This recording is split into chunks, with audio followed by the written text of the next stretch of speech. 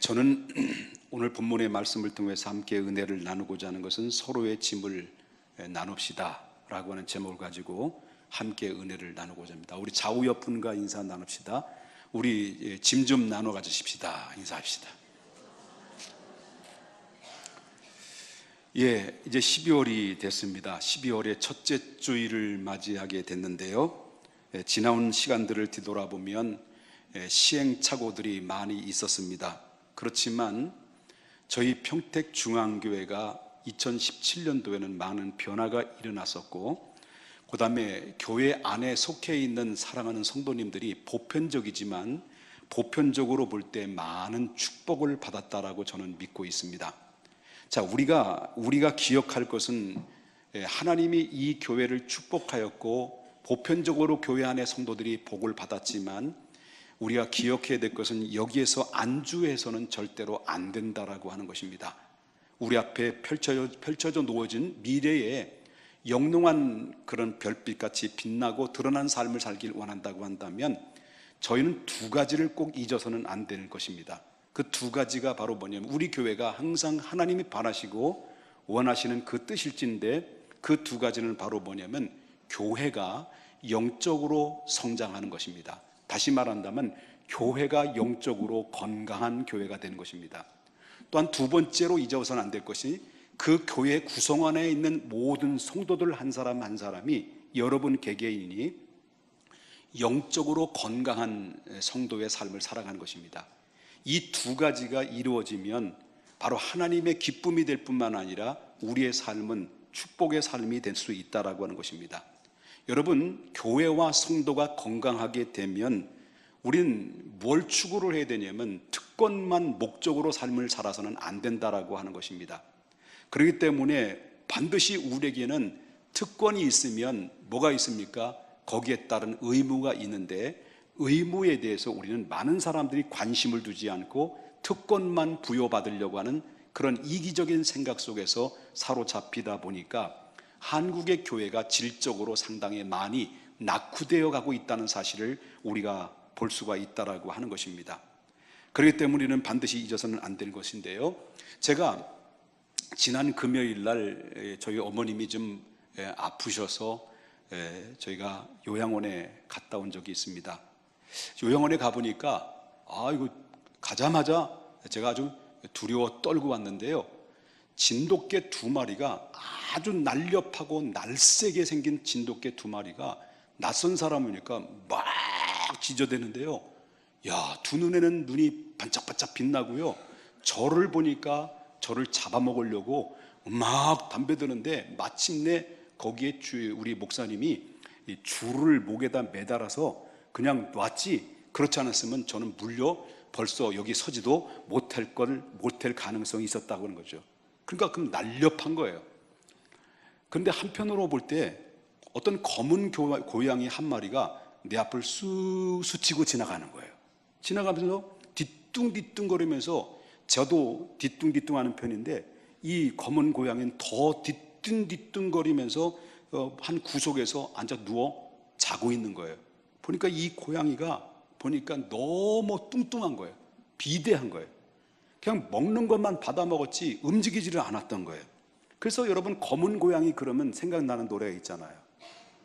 검은 고양이 내롱 내롱 내롱이 이랬다 저랬다 장난꾸러기 랄랄랄랄랄랄라 헤이, 이런 노래가 있잖아요. 그런데 이 노래는 뭘 의미할까요?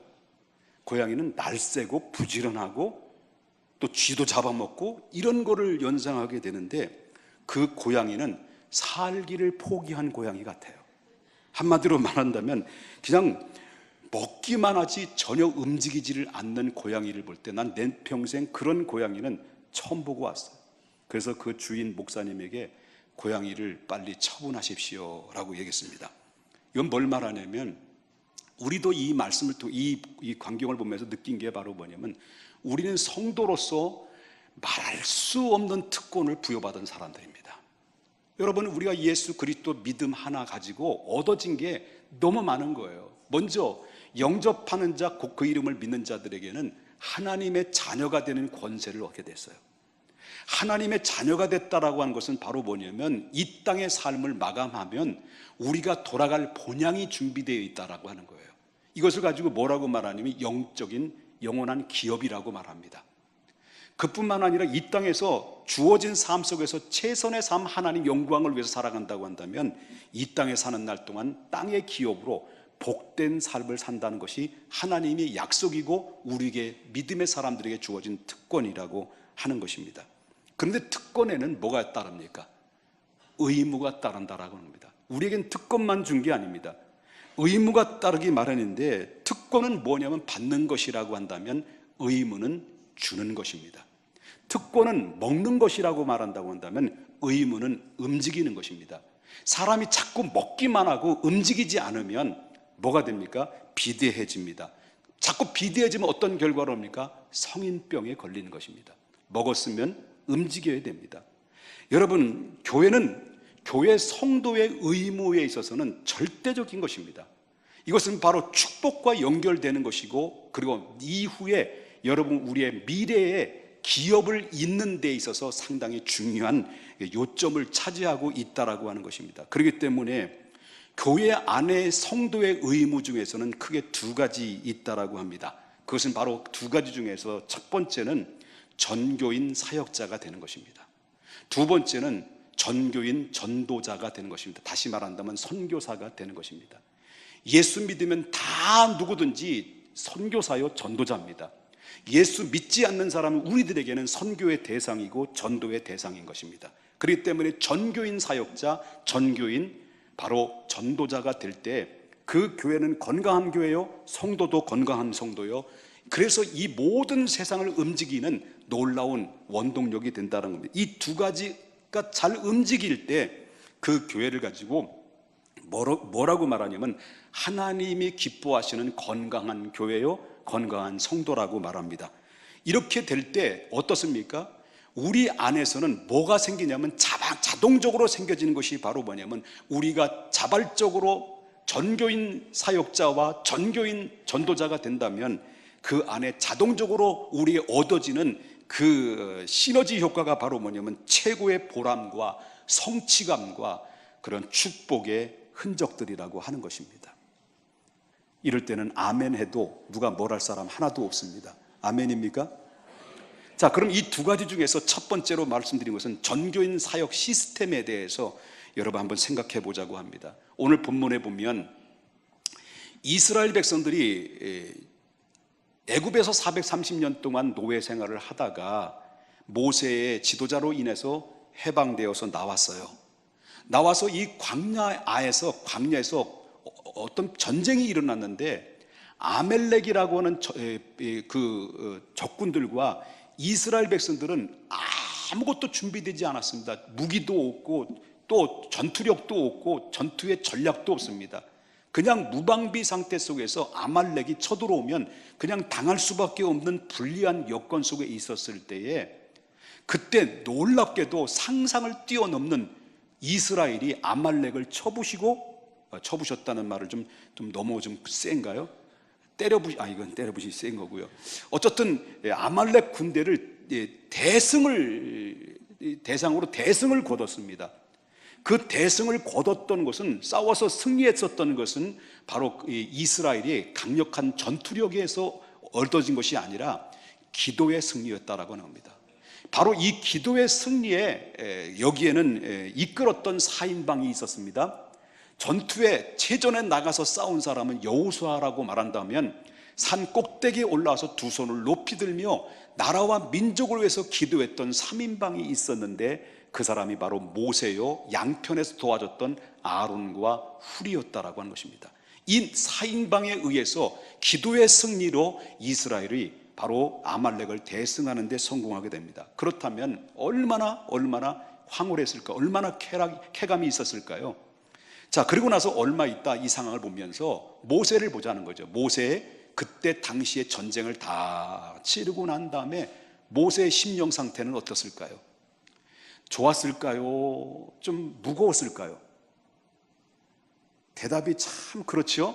대답하기가 좋은 것 같기도 하고 또 무거운 것 같기도 하고, 제가 말씀드린다면 이 모세의 지금 심령 상태는 어떤 상태냐면, 내적으로 볼 때 이스라엘 백성들이 출애굽에서 나오면서 지금까지 계속 이 누구에게 불만을 토로했습니까? 모세에게 불만을 토로했어요. 왜 여기에서 우리를 죽게 만드느냐, 애굽으로 돌아가자, 애굽이 더 좋았을 것을, 거기서 고기도 실컷 먹고 여기서 당신이 우리를 죽이려고 하느냐, 뭐 등등 온갖 불평과 불만의 소리들이 막 모세를 향해서 공격해 들어왔을 때, 모세는 항거할 수 없는 거예요. 모세는 혼자고 백성들은 많은데 공격하는데 당할 능력이 있습니까? 그대로 총알처럼 받아야 하는 그런 과중한 그런 마음이 짓누르고 있었고요.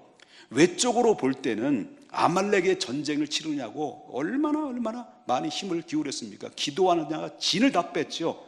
이렇게 치르는 과정에서 모세는 어땠을까요?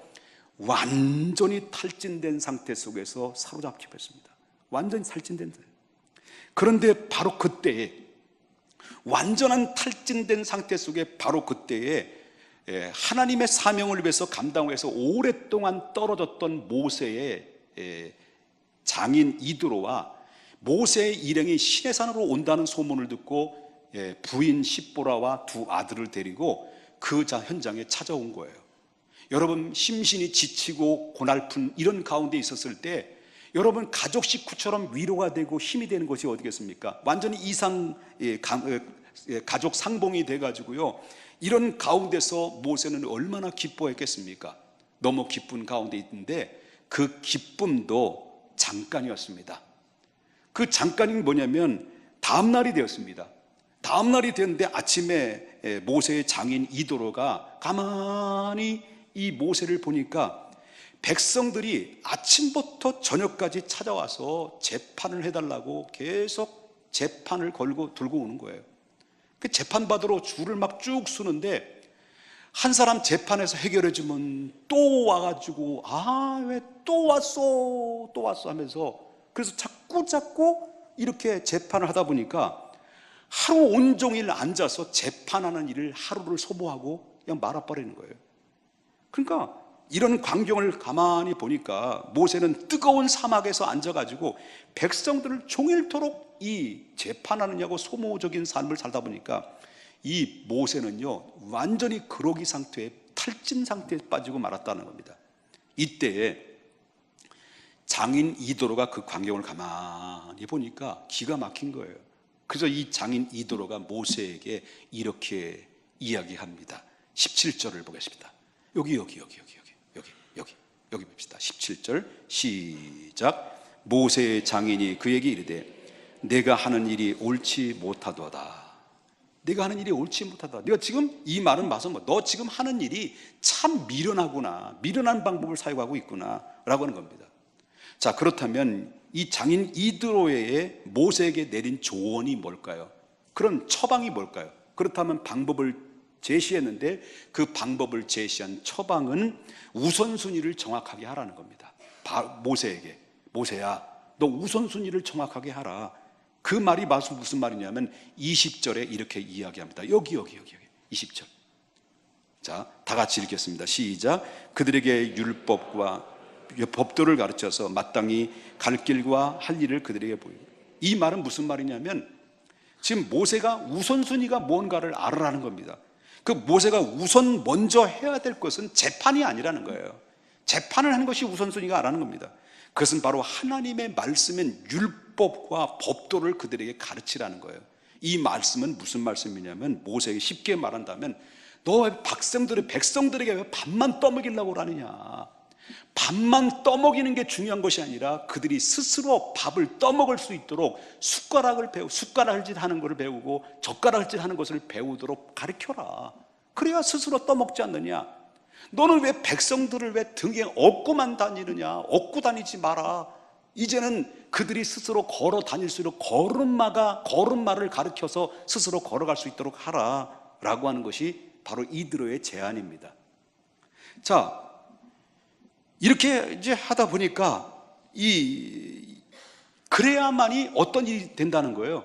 그렇게 해야만이 백성들이 마땅히 가야 될 길을 가게 하고 봐야 될 것을 볼 수 있고, 그리고 쉽게 걸어갈 수 있는 하나님이 축복의 통로인데 왜 백성이 해야 될 일을 네가 다 담당하고 다 무거운 짐을 짊어지려고 하느냐라고 하는 그런 이야기입니다. 두 번째로 장인 이드로가 모세에 내린 두 번째 조언은 여기에 네가 그 고통의 일을 수많은 무거운 짐을 내려놓기 위해서는 여기에 중간 지도자가 필요하다. 중간 지도자를 세워라. 그 방법이 처방이 바로 21절에서 이드로는 이렇게 이야기합니다. 너는 온 백성 가운데서 능력 있는 사람들 곧 하나님을 두려워하며 진실하며 불의한 이익을 미워하는 자를 살펴서 백성의 위에 세워 몇 부장이에요? 1000부장과 그 다음에 100부장, 50부장, 10부장을 삼아 세우라는 거예요. 그 혼자 다 하려고 하지 말고. 다행히도 이 모세는 장인 이드로의 경영 충고를 받아들입니다. 그리고 받아들이면서 백성들 중에 정직하고 존경받을 만한 사람을 선택해서 능력에 따라서 어떤 사람은 1000부장, 어떤 사람은 100부장, 어떤 사람은 50부장, 10부장으로 세워 조직을 합니다. 그러니까 그들에게 리더십을 발휘할 수 있는 권한을, 책임을 부여해 줍니다. 그리고요, 그 결과로 어떤 일이 벌어집니까? 정말 이 장인 이드로가 얘기했던 것처럼 이 가중한 업무의 탈진으로부터 이 모세는 해방하게 되었고, 그 다음에 백성들은 많은 불만이 해소가 되는 일이 벌어지게 됐다라고 하는 겁니다. 여러분, 많은 사람들이 이렇게 질문을 하는 경우 있어요. 목사님, 아니면 교회를 다니지 않는 세상 사람들 이런 궁금한 사항이 있고 오해를 하는 경우가 있습니다. 목사님, 교회 재산은 누구의 것이며 교회의 주인은 누구입니까? 이런 질문을 많이 해요, 세상 사람들이. 아니, 하다못해 교회를 다니는 사람들에게도 이런 궁금한 사항이 있을 거예요. 여러분도 교회 초신자 때 다 그렇게 궁금했잖아요. 교회 재산은 누굴 거고 교회의 주인은 누구인가? 속으로 여러분 어떤 대답이 나오신 분도 있겠습니다만은, 그러나 많은 사람들이 오해를 하는 게 있습니다. 교회 재산은 목사가 아니라는 겁니다. 많은 사람 생각하기를 교회 재산은 목사고 교회 주인도 목사다라고 생각하는 사람들이 생각외로 많이 있다는 겁니다. 그런데 우리 평택중앙교회는 교회 재산은 비영리 단체로 대한예수교 장로회 평택중앙교회라는 이름으로 되어 있습니다. 담임 목사로 되어 있는 게 아니에요. 그리고 교회 주인은 목사가 아닙니다. 목사가 아니라 예수 그리스도의 피값 주고 세우신 살아계신 전지전능하신 하나님이시다라는 것을 잊어서는 안 된다는 겁니다. 믿습니까? 다만 목사는 뭐예요? 목사는 온 성도들은 바로 뭐예요? 그리스도의 몸을 세우기 위한 청지기에 불과하다.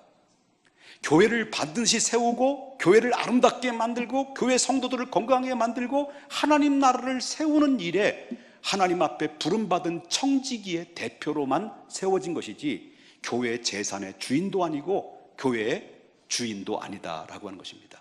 저도 투명하게 재정보고와 함께 더불어 교회에서 주는 사례비를 가지고 생활을 하는 존재다라고 하는 것입니다. 어쩌면 불쌍한 존재일 수도 있다는 것이죠. 괜히 얘기인 것 같습니다, 이거는. 그러므로 하나님의 나라는 목사 혼자 건설하는 게 아니라고 하는 겁니다.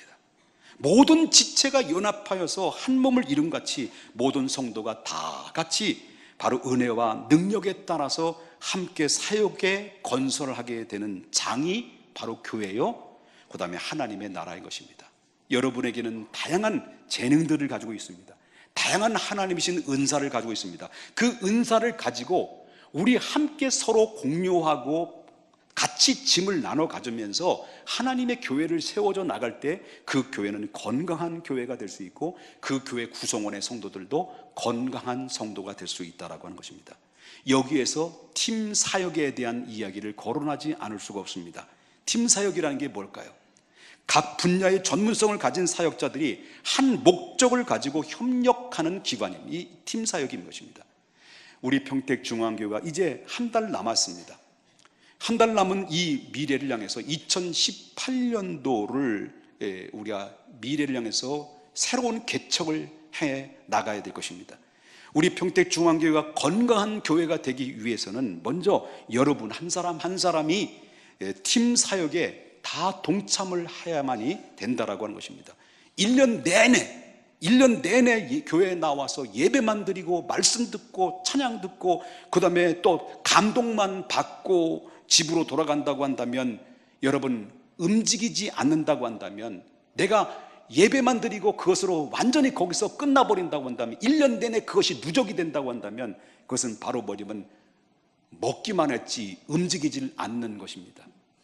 먹기만 하면 계속 비대해질 수밖에 없고, 움직이지 않으면 계속 비대해질 수밖에 없습니다. 사람이 먹지 않고 움직이지 않으면, 비대해지면 자동적으로 발생되는 게 뭐예요?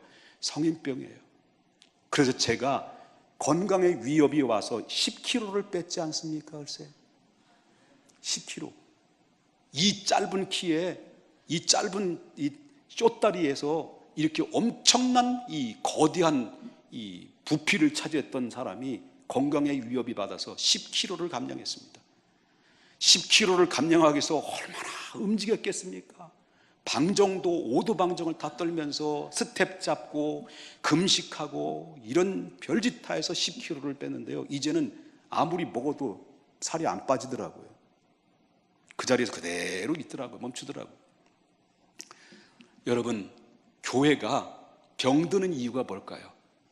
교회가 병드는 이유가 뭘까요? 병드는 이유는 교회가 은혜 받고 특권만 누리려고 하는 겁니다. 그럴 때 교회는 병듭니다. 교회는 성인병 걸리는 겁니다. 그래서 성인병 걸리면, 교회가 병들면 교회가 은혜 되느니 안 되느니, 교회가 왜 이러느니 저러느니, 뭐습니까? 밥맛이 있니 없니? 이런 사람의 특징이 바로 뭐예요? 내가 그만큼 영적으로 성인병이 걸렸다는 증거예요. 여러분, 건강하면요 무엇이든지 맛있어요. 무엇이든지 닭발도 맛있고, 보시나는 그 탕도 맛있고, 저는 좋아하지 않습니다만은 탕도 맛있고, 뭐든지 다 맛있는 거예요. 여러분, 2018년도를 맞이해서 여러분, 우리 한 분 한 분마다 내게 주신 달란트가 무엇인지를 기억하고, 하나님 앞에 2018년도 나는 이것을 위해서 난 살겠습니다, 이것 때문에 내가 움직이며 살겠습니다, 이 의무를 감당하겠습니다라고 여러분 마음에 고백하고 결단하면요, 여러분 모든 게 다 은혜가 되고, 모든 게 다 아름답게 보이고, 모든 게 다 축복으로 찾아온다는 것을 믿으셔야 될 줄 믿습니다. 한 가지 더 말씀을 여러분 2018년도를 향해서 제안하고 싶은 게 있으면, 첫 번째는 바로 뭐라고 그랬습니까? 우리 교회가 건강한 교회가 되기 위해서는 전 교인 뭐가 되는 겁니까? 사역자가 된다는 겁니다. 다 이해되셨습니까? 이해 안 되셨으면 처음부터 시간 다시 한번 제가 설교를 해드릴 것 같습니다. 저 시간 많이 있습니다. 이해되셨으면 아멘 하십시다. 자, 두 번째 여러분들에게 제안하고 싶습니다. 건강한 교회, 건강한 성도가 되기 위해서는 첫 번째는 전교인 사역자가 되자. 2018년도는 우리 모두가 정말 먹기만 하고 움직이지 않는 성도가 아니라 다 활발하게 움직여서 바로 유기적인 관계를 계속 가서 건강한 교회를 이루자라는 것이 제가 첫 번째 제안한 것이고, 두 번째 제안한 것은 건강한 교회와 건강한 성도가 되기 위해서는 전교인 전도자가 되는 겁니다. 즉 다시 말한다면 선교사가 되는 것입니다. 하나님께서 교회를 세우신 목적은 그건 뭘까요? 하나님이 교회를, 예수님이 핏값 주고 세우신 목적, 우리 평택중앙교회를 세우신 목적은 뭘까요? 전교인 사역자를 만들기 위한 것이고, 전교인 사역자를 만들어서 궁극적인 어디까지 가라는 겁니까? 땅끝까지 가서 영혼 구원을 위해서 복음을 전하라고 하는 목적으로 이 교회를 세우신 줄 저는 압니다. 저희 평택중앙교회는 지금으로부터 약 10년 전에 4대 비전을, 슬로건을 내세워서 계속해서 달려왔습니다. 4대 비전 중에서 크게 두 가지의 비전을 안고 있었는데, 역점을 두고 있었는데, 그건 첫 번째는 다음 세대입니다. 교회가 다음 세대가 없으면 20년, 30년 후에 우리 교회는 바로 고령화로 인해서 지팡이 다 들고 예배를 드리는, 저도 지팡이를 흔들리면서, 아니 저는 그때 없을 겁니다.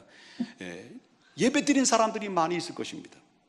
그런데 다음 세대를 준비할 때 20년 후에도 30년 후에도 이 교회 안에서 수많은 영혼들이, 수고하고 무거운 짐을 진 자들이 찾아와서 안식을 누릴 수 있는 아름다운 공간, 축복의 공간, 영혼의 공간이 될 것입니다. 저에서 10년 전부터 두 가지 크게 역점을 두고 있는 다음 세대인데, 다음 세대를 위해서 하기 위해서는 먼저 우리가 추구했던 것이 바로 뭐냐면 청소년 선교 센터를 건립하는 것입니다. 정말 하나님의 은혜 가운데 10년도 되지 않았는데 하나님이 저희 교회를 이렇게 축복하여 주셔서 이렇게 증축하는, 교회를 한 번 건축한 것도 아니고 두 번이나 교회를 증축하여 이렇게 아름다운 공간을 만들어 놓고 청소년들이 어디든지 자기의 누릴 수 있는 공간을 만들어서 하나님 앞에 영광 돌리는 이 장을 만들었다는 것에 대해서는 어느 정도 충족이 됐다라고 저는 믿고 있습니다. 지금 저희 교회에서는 지금 28년 동안 우리 교회가 걸어오면서 이렇게 다음 세대에 대한 그런 미래를 가지고 준비해온 결과 저희 교회에서 목사만 7명이 나왔고 파송 선교사가 1명이 나왔습니다. 그리고 여기 교회, 우리 교회에서는 사모님이 5분이 나왔어요. 순수한 토종들이었습니다. 우리 교회 토종들. 지금도 목회자가 되겠다고, 선교사가 되겠다라고 공부하는 신학도가 여기에 5명이 있습니다. 여기에 5명이 앉아 있습니다. 그건 뭘 말하냐면 우리 교회 젊은이들을 통해서 인재로 양육해서 키워서 세상에 나가서 하나님 세상을 정복하고 다스리라고 하는 하나님의 어명 앞에 우리가 쓰임받고 있다는 것은, 이것은 우리의 교회의 자랑이요, 그리고 우리의 축복이라고 저는 믿고 있습니다. 그리고 긍지라고 믿고 있습니다. 나만 긍지를 가지고 있나요? 나만 어깨에 훅가시를 주고 있나요? 여러분 옆에 인사합시다. 우리 훅가시 좀 주고 살아가십시다. 인사합시다. 어깨 좀 피세요. 피곤한데. 그리고 또 우리가 두 번째로 추구할 게 있습니다. 하나는 청소년 선교센터를 건립하는데 어느 정도 우리 교회가 충족이 됐고 하나님의 응답으로 이루어졌습니다. 두 번째 추구해야 될 것은, 그것은 바로 글로벌 세계 선교입니다. 글로벌 세계 선교. 이 글로벌 세계 선교의 목적은 바로 어디 있냐면 땅끝까지 가서 복음을 전하는 겁니다. 지금까지 우리 중앙교회가 수년 전부터 추구해왔던 땅끝 선교를 위해서 동남아 지역을 집중적으로 공격했고 집중적으로 공략함으로 말미암아 어느 정도 우리 중앙교회가 동남아 지역의 거점을 이렇게 확보해 왔습니다. 특별히 글로벌 선교를 위해서 언어의 문제를 해결하지 않으면 글로벌 선교에 뛰어들 수 없기 때문에 바로 이 언어의 연수의 과정이 필요했기 때문에 언어의 연수의 길이 열려졌고요. 매년마다 실시하고 있는 단기 선교팀을 통해서 그들이 필요로 하는 곳이라고 한다면 그 어느 곳이든지 들어가서 한편으로는 떡과 한편으로는 복음을 들고 그들에게 전달했습니다. 특별히 다스마리냐스의 지역과 그런 민드로라고 하는 정말 힘들고 척박한 가운데 살아가는 불쌍한 영혼들에게 찾아가서 그들에게 떡과 복음을 전하는 일에 우리 전신전력을 다했습니다. 또한 광범위한 그런 동남아 지역에 그 선교하기 위해서는, 이 모든 광범위한 일들을 하기 위해서는 우리 교회 단독으로 하기에는 너무나도 버겁기 때문에 평택에 있는 뜻이 맞는 선교의 같은 뜻을 가지고 있는 3개 교회가 협력 사업으로, 그리고 이 까비테 글로벌 세계 선교회라고 하는 단체를 만들었습니다. 그리고 이 까비테 글로벌 세계 선교회 이름으로 다스마리냐스와 그 다음에 또한 현지 지도자들과 그 다음 민드로의 만양족 척박한 가운데서 목회를 하고 있는 민족의 만양족의 원주민 지도자들을 대상으로 2년의 신학과정을 커리큘럼을 통해서 개설을 했습니다. 그리고 그들에게 계속해서 성경과 신학적인 토양을 견고하게 심어주었고 그 결과로 계속해서 말씀이 그들에게 가르치다 보니까 그들이 바로 성경을 알게 되었고, 바로 알게 된 성경의 토대로 민드로라는 지역의 만양족의 그 현장에 들어가서 그 마을에게 복음을 증거하는데, 그래서 그 효과적으로 그 올바른 하나님의 말씀, 진리의 말씀이 그 마을에 들어가니까 그 마을의 전체가 개목이 되는 변화가 일어나게 됐습니다. 옷을 다 벗고 살았던 사람이 옷을 입고 마을 전체가 깨끗해지고 그리고 청결해져가는 그 모습을 저는 보았습니다. 그리고 또 뭐냐면, 또 중요한 것은 신학적인 토양을 견고하게 심어주는 것이, 이것은 얼마나 중요하기에 그만큼 그 지도자 한 사람이 어떻게 바뀌어지고 어떻게 달라지느냐에 따라서 그 원주민의 마을에 올바른 성경의 말씀을 전하는 데 보다 효과적인 결과를 얻어낼 수 있었다라고 하는 것입니다. 이것은 신학적인 영역이기 때문에, 평신도의 사역이라기보다는 신학적인 영역이기 때문에 바로 학위를 소유한 목사님들이 바로 주축이 돼서 그 사역이기 때문에 목회 협력으로 글로벌 세계 선교 센터를 주관하게 됐습니다. 또 마음에 현장에 방문해서 제가 마음에 안타까웠던 것이 바로 뭐냐면, 한국에서 사명 가지고 선교사를 파송했던 선교사들이 오랫동안 선교 현장에 타국에 가서 선교 현장에 뛰어들었지만 언어의 장벽에 부딪히고, 그리고 문화의 장벽에 부딪히고, 환경의 장벽에 부딪히다 보니까 선교의 열매를 맺지 못하고 조급함 가운데서 있다 보니까 완전히 처음에는 불받아서 하고 사명 가지고 갔는데 세월이 1년, 2년, 3년, 4년 되다 보니까 모든 선교사님, 대부분의 선교사님들이 그냥 완전히 탈진되고 이제 허우적거리며 살아가는 사람들을 많이 제가 목격을 하게 됐습니다. 그래서 그들에게 필요한 것이 무엇일까라고 생각할 때 그들에게 떡을 주고 좋은 환경에서 위로하는 것이, 그것이 중요한 것이 아니라 선교 잃어버렸던 선교 열정을 다시 불을 붙여주는 것이 절대적으로 필요하다는 생각이 들어서 바로 우리가 그 일들을 감당하기 위해서 그들의 유기적인 소통을 위해서 바로 선교사를 돕자, 선교사들에게 세미나를 개최해서 다시 한번 하나님의 말씀을 짚어서 성령의 불을 붙여서 선교에 역점을 두도록 하자. 지금 힘이 없어서 나약하게 빠져있는 선교사님들이 대부분 기존 선교사님, 정착한 선교사님의 거기에 붙어서 의존하면서 간간히 살아가는 선교사님들이 너무 많이 있다는 겁니다. 이런 사람들을 한 사람 한 사람 다시 세워서 선교사로 바로 사명을 심어준다고 한다는 것은 그것처럼 보람있고 그것처럼 값진 하나님의 사명이 어디 있겠는가 생각합니다. 이런 시급한 문제를 해결하기 위해서 동남아 중심부인 필리핀 세계 선교센터를 확보하는 것이 저의 기도의 제목이었습니다. 그렇지 못하면 많은 경제적인 부담이 따르게 될 뿐만 아니라 단기 선교팀들이 왔다 한다 할지라도 머물러 있는 시간에 숙식 문제 때문에 경제적인 큰 부담을 갖게 될 것입니다. 그리고 또한 담임 목사가 추진하고 있는 현지 목사님들과 그 다음에 파송 선교사들의 선교사들을 돕기 위한 세미나 장소에 물색하는 부분에 있어서 상당히 매우 경제적인 어려움, 부담을 가지고 옵니다. 그러므로 담임 목사의 고민 끝에 이 문제를 놓고 기도하는 중에 하나님께 지혜를 달라고 하나님 앞에 기도했습니다. 그런데 하나님께서 기도하는 끝에 제게 지혜를 주셨고 까비테 글로벌 세계 선교회라고 하는 법인단체를 설립하게 되었고 선교 후원 이사를 모집하게 되었습니다. 그래서 여기에 정말 경제적인 문제를 다소 해결하는 데 많은 도움을 받게 되었습니다. 그런데 놀랍게도 하나님의 기뻐하시는 일을 하려고 하다 보니까 하나님께서 놀랍게도 하나님의 은혜를 주셨고 우리에게 좋은 기회가 찾아왔습니다. 그 좋은 기회가 바로 뭐냐고 말한다면 세계 선교 센터를 구입할 수 있는 절호의 기회가 저에게 찾아왔습니다. 그것은 우리가 협력하고 있는 이용진 선교사님의 셋째 형님이 지금으로부터 3년 전에 비즈니스의 문제를 놓고 1,000평의 부지를 구입해서 3억 5천만 원을 들여서 농지 1,000평을 대지로 바꾸고 원룸 2동과 그 다음에 창고와 그리고 담과 대문을 시설하는데 다 완비를 해놨습니다. 그래 놓고 얼마 후 이제 사업이 시작할 무렵에 다 완공해놓고 얼마 지나지 않아서 갑작스럽게 이용진 선교사님 셋째 형님이 하나님의 부르심을 받았습니다. 지난번에 오셔서 그 부르심에 있어서는 선교사님 오셔서 간증해서 아시는 분이 있을 것입니다.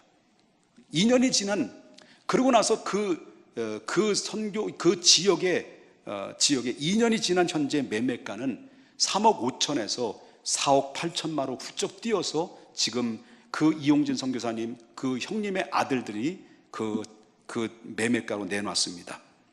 이 문제를 놓고 개교회에서 단독으로 운영한다는 것은 너무나 부담스럽고 또 그 운영하는 부분에 있어서는 단독으로 하기는 너무 힘들기 때문에 불가능하다는 생각이 돼서 이용진 선교사님과 그리고 평택의 세 개 교회가 연합하여 매입하기로 결의를 했습니다. 합의했습니다. 그리고 각 교회별로 당회를 열어서 상정 안건을 설명하고 당회 지금으로부터 2주 전에 저희 평택중앙교회 당회의 결의로 만장일치로 성도들의 협조를 구하고 이 일을 추진하기로 했습니다.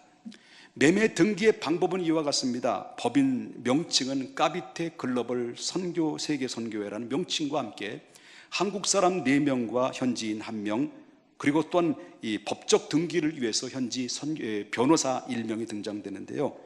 여기는 각 교회별로 1억씩 부담하고 이용진 선교사님이 돈이 없기 때문에 5천만 원을 투자 3억 5천만 원으로 이렇게 시작한 그 가격대로 하시기로 결정했습니다. 여기에 대해서 이 등기 이전하는 문제와 또 외국에서 이 부지를 구입하고 선교센터를 구입하는 데 있어서 많은 사람들이 위험한 거 아니냐, 어떤 때는 그것이 뭐 잘못될 거 아니냐라고 궁금하실 분도 있겠습니다만, 한국의 한국에서 이민을 가 계시는 필리핀의 교민들이 엄청나게 많이 있는데, 그 필리핀에 가서 그 부동산 매입하는 이 부동산 등기의 방법과 저희가 하고 있는 방법과 똑같은 방법입니다. 그래 문제가 없다라는 것입니다. 한 가지 꼭 기억해야 될 것이 있습니다. 우리가 부지를 구입하는 것은, 센터를 구입하려고 하는 것은 바로 투자를 위한 목적이 아니라 선교를 위한 목적입니다.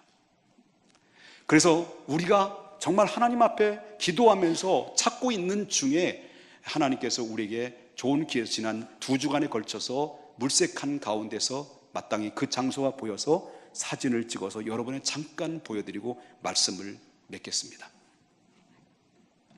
이미 이용진 선교사님이 셋째 형님께서 다 이렇게 건축을 했습니다. 여기에는 원룸 2동이 있고요.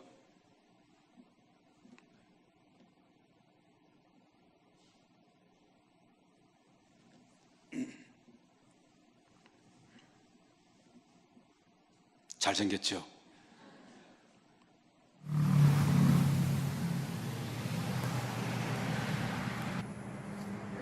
저기에 볼록으로 세워진 건물은 이용진 선교사님 셋째 형님께서 식당을 건물을 짓다가 돌아가셨어요. 거의 다 졌는데 그 안에 구비할 수 있는 것만 갖추면 참 좋은 장소가 됩니다.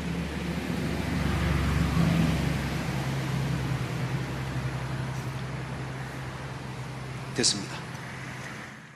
자, 우리가 만약에 이 선교센터를 구입하는 데 성공한다면 장점이 있습니다. 많은 장점을 가지고 있는데, 이미 여러분들 사진을 통해서 보시다시피 이미 시설이 절반 이상은 갖추어져 있는 상태입니다. 그리고 경제적인 문제도 서로 나누어서 하기 때문에 그렇게 부담이 없습니다. 앞으로 식당과 교회 장소와 집회 장소와 그 부족했을 때 게스트하우스를 건축하면 될 것입니다. 혹시라도 개인의 감동이 돼서 어떤 게스트하우스를 건축하는데 헌신하신다고 한다면 그때는 언제든지 와도 무료로 사용할 수 있는 특혜를 드리도록 하겠습니다. 그러실 분이 많이 나올 것 같습니다. 동남아 중심부인 필리핀 선교센터를 확보함에 따라서 우리에게 엄청난 그런 시너지 효과가 있는 것은 동남아 선교의 네트워크의 선교의 구심점이 마련하게 된다는 것이고요. 센터를 확보함에 따라서 날짜가 중복하지 않는 한도 내에서 개교회별로 단기 선교팀들이 단기 선교로 사역하게 될 경우에는 최소한 50% 이상의 절감하게 되고요. 그 다음에 교회 중직자들이나 개별적으로 수련회 아니면 자유로운 휴가를 즐길 수 있는 그 현장은 아주 쾌적한 현장이라고 볼 수 있습니다. 센터에 대한 운영의 경비는 걱정하지 않아도 될 것이 바로 뭐냐면, 여름방학과 겨울방학을 이용해서 어학 연수생들을 받아들이면 되고요.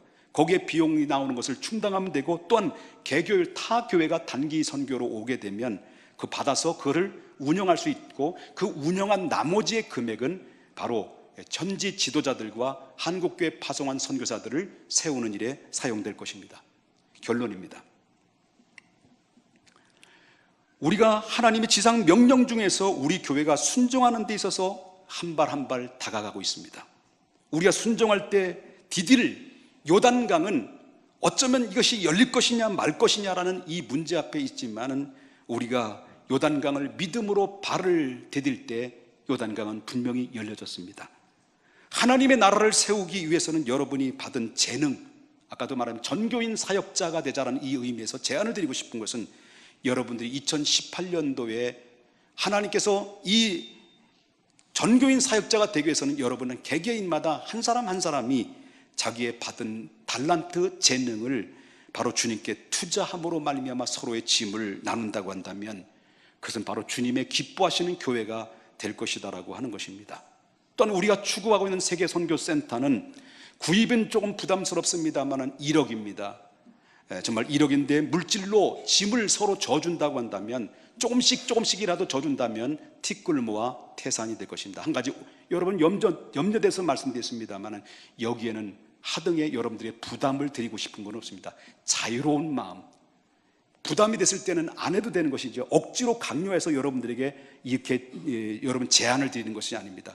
여기에 함께 동참하실 분이 있다면, 여기에 함께 여러분들이 함께 동참할 수 있다면 기쁨으로 동참하시되 12월 마지막 주일까지 여러분이 헌금으로 동참해 주시면 감사하겠다는 거죠. 저도 1억에 대한 10분의 1을 사례비를 정감해서 사례비를 아껴서 10분의 1을 감당하려고 합니다.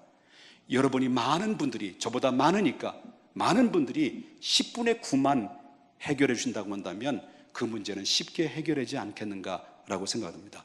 목사님 혹시 교회 처음 나오신 분들 오자마자 우리 목사가 헌금 강조한다라고 이렇게 오해하실 분이 있습니다만 저 헌금 강조한 적이 별로 없습니다. 1년에 딱 2차례밖에 헌금 이야기하지 않습니다. 이것은 바로 하나님의 기쁨이고 하나님의 영광이고 개인의 추구를 위한 것이 아니라 바로 땅끝까지 이르러 복음 전파를 위한 하나님의 제안이라는 것을 기억해야 될 것입니다. 이 기쁨의 사역에 동참하시길 원하시는 분들은 우리 두 손 모아 물질을 헌신을 통해서 하나님의 지상 명령에 사랑으로 동참해 주신다고 한다면 정말 이것은 나의 세대가 아니라 바로 다음 내 자식들과 내 자녀들에게 아름다운 축복의 기념비를 남기는 훌륭한 사랑의 흔적이 될 것입니다. 우리 아멘 되신다고 한다면 우리 박수로 하나님께 영광 드리십시오.